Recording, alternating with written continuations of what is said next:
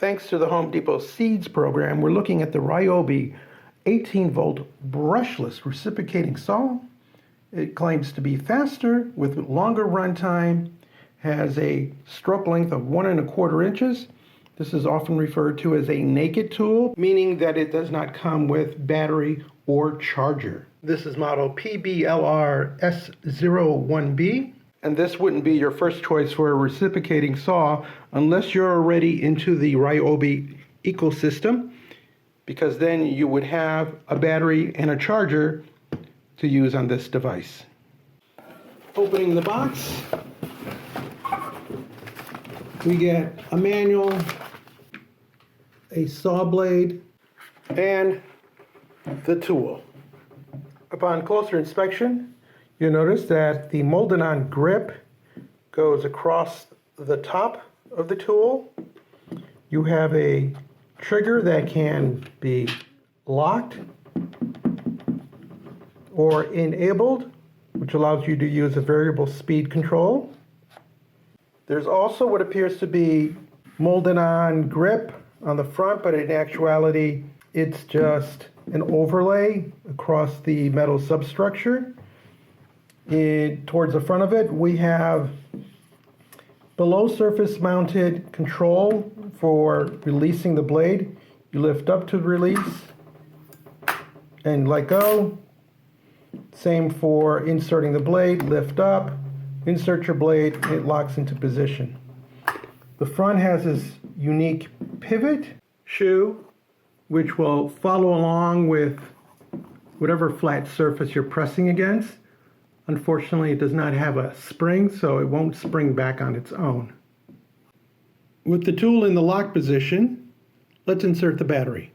Simply use any Ryobi 1 Plus 18-volt battery and just insert the handle over it, and it locks into position. Pressing on the trigger will activate 2 LED lamps that will light your work area, and that will automatically shut off if you're not pressing on the trigger. Here we see how much light it throws onto your work area. Nice, bright, rectangular. Then it just fades off to either side, but still plenty of light for where you want to work. With battery and blade attached, this is what it sounds like.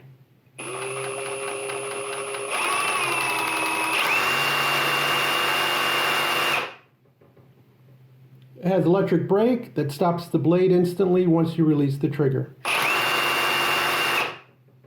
And although this is obviously a front-heavy tool, the fact that they provide you a nice area for gripping makes it easier to maneuver and manage. A nice feature of the trigger lock is that even when you place the unit on its side, it's really hard for that switch to get inadvertently engaged.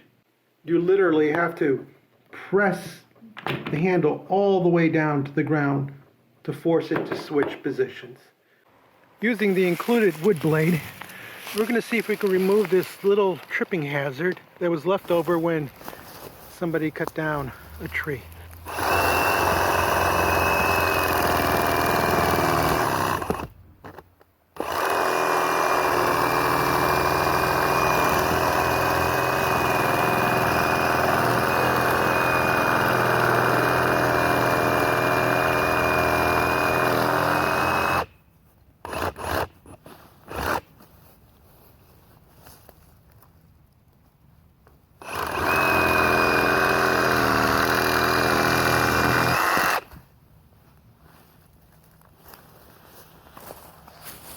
So we got some burning in there, and we saw some smoke. But it did cut through it, and now it's a little less than a tripping hazard. Despite not wearing protective gloves, I found very little vibration coming through the tool, and it was easy to manage. Now, due to my inexperience with the tool, I did manage to bend the blade. That's on me. This saw would be a welcome addition in a workshop, in demoing a kitchen or a room, or even for doing some trimming work where a chainsaw is too big and garden loppers are too small. There are really no negatives to this tool. and I would certainly recommend it to any do-it-yourselfer.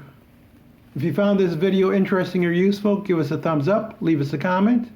Please, please subscribe. And as always, thank you so much for watching.